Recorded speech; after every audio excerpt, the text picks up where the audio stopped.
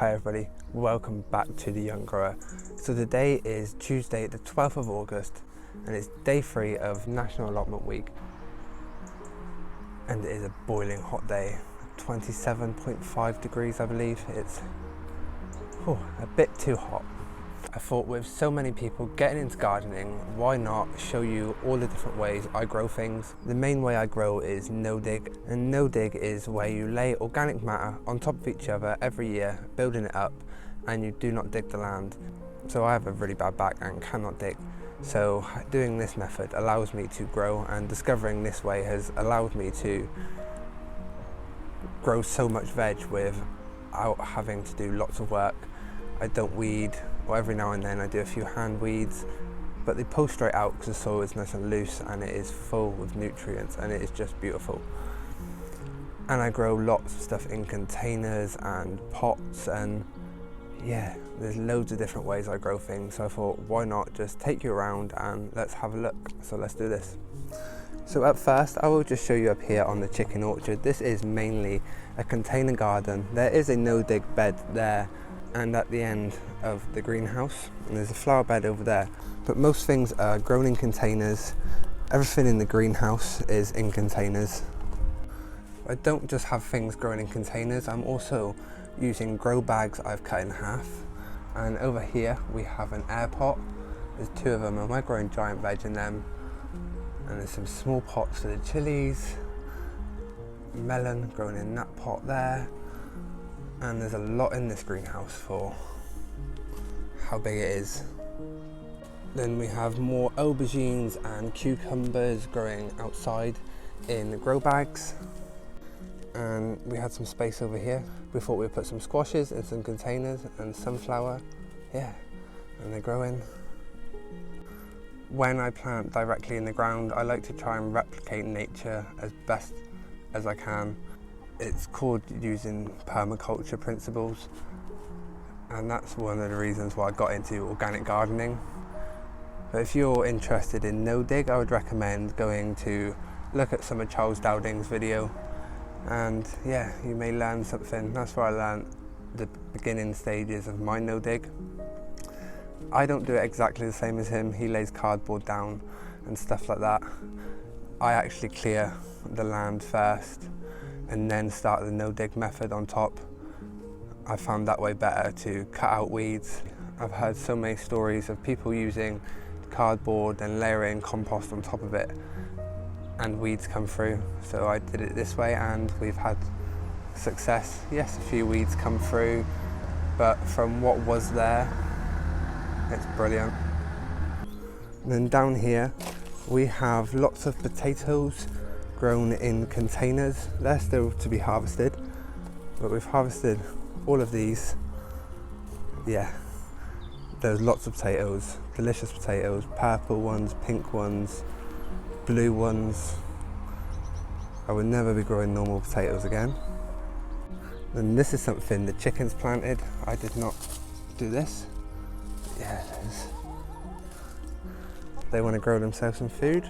Yeah, I just let it grow there. And in here we are growing sweet potatoes in 36 litre polypots. I love these 36 litre polypots, they're absolutely brilliant. And then all along there we have a tile wall, and there's all flowers in them, and there's some runner beans and stuff. Quite a lot of people don't like to use tires, they say they're not organic. As long as the tile wall itself is not damaged, then it will not leach into the compost. There's quite a lot of big organic gardeners that use them. Yeah, and if they didn't say that it was okay, then I wouldn't. Absolutely beautiful. And then around the polytunnel, it's only recently just been done, but we've got some banana trees in some 30 litre buckets. Eventually we're going to get some bigger buckets and grow them there in them. This banana tree won't fruit though. It is a Musa Japanese banana. They will produce a fruit, but it's not edible. And we have lots of herbs in terracotta pots, and then lots of flowers under the apple trees. And we've even got a little fig tree just there. So now we'll go down to the bottom plot and I'll show you the different ways we're growing things down there. So down here on the no-dig kitchen garden, this is our main plot, and It is a no-dig method, all the raised beds are. And what we did when we took it on, we completely cleared everything. The only thing we left was the greenhouse. Cleared all the weeds, and then we laid weed fabric, and then we built all the raised beds. I find it's better to do it all together, not little bits here and there, and actually work out a plan what you actually want. So we have 50 centimetre pathways in between all of the raised beds that have wood chips on. And another way I love to grow is vertical gardening, to save so much space. Most things actually died here this year, what was a bit of a disappointment. The sweet peas are doing good, but they are, I think, coming to their end. They were really early and they have put on a really good show. And yeah, I keep forgetting bits. But then we have hanging baskets on the archway.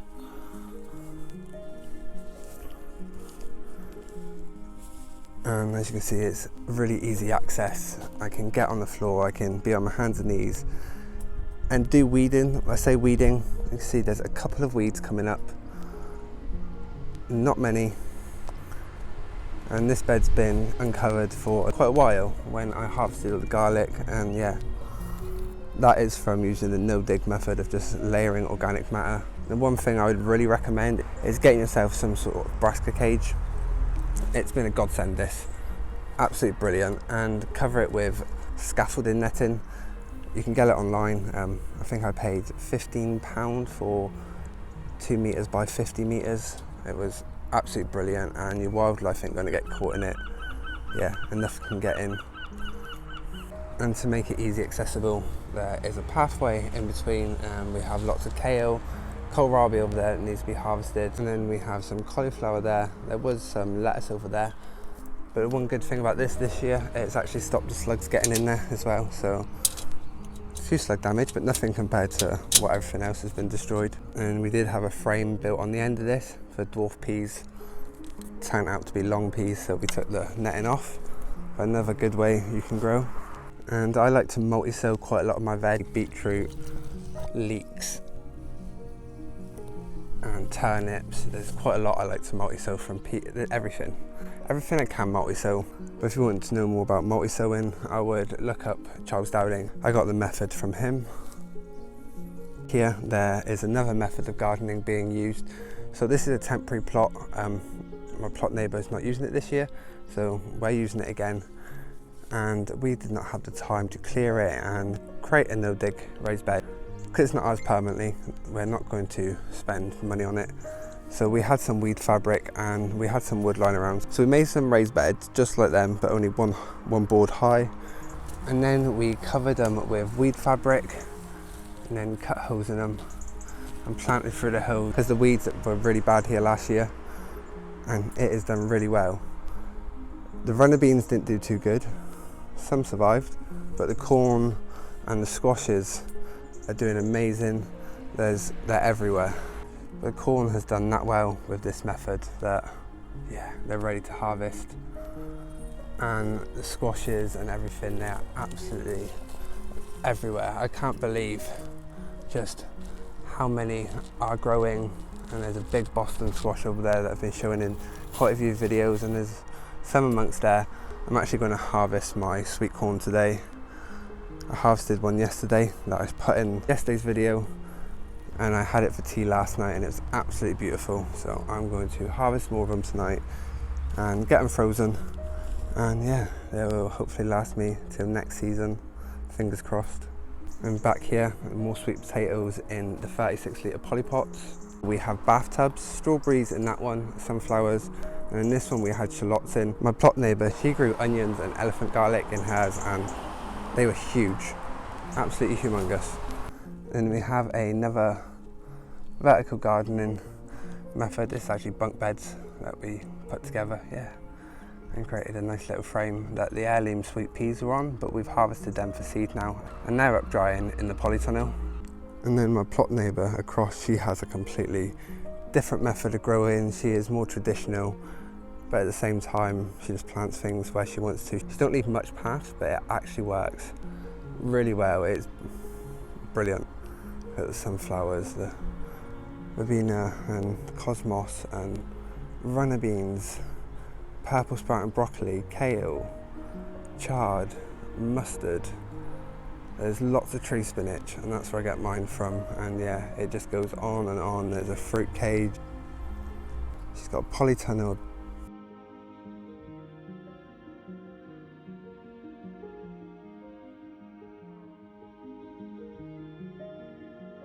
A big pond. And there's loads of different ways. And then my plot neighbour on that side grows completely different. Again, a lot more traditional than Rahana. And then over here, this is actually, my plot's just there, my shed. So this plot wasn't being used this year, so the owner of it said we could use it. There's a few weeds we need to actually get rid of. But over here we have my giant marrow. It's the first time I'm actually showing this because I keep forgetting about it. But he's getting huge. It's, yeah. And I've not been feeding it or watering it.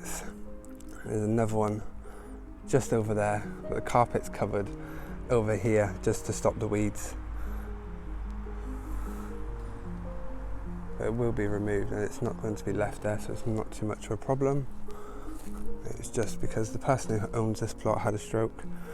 So yeah, just helping him out, keeping it covered. And over here I have some sunflowers growing, and there's another squash. I think that's a summer crookneck squash that's coming along. And then I have a lot of leeks. When I planted them, I planted 250 leeks, and look how good they are looking. I'm going to start harvesting some of the bigger ones soon as baby leeks. I love leeks, it's one of my favourite veg. Last year they failed, so yeah, look how glorious they look. And this is a very traditional method. That's why there's so many weeds, because I personally can't do it. That's why I do no dig. But the person whose plot this is loves leeks, and he's just started to come back. What's really nice, so yeah. We have some calendula and bits, but it's not just me on this plot, there's a few other people. I have some cucumbers, another petit pan, and more calendula. So I'm hoping this gave you a good idea of how many different ways there are to grow. You don't have to do it as the back of the seed packet says.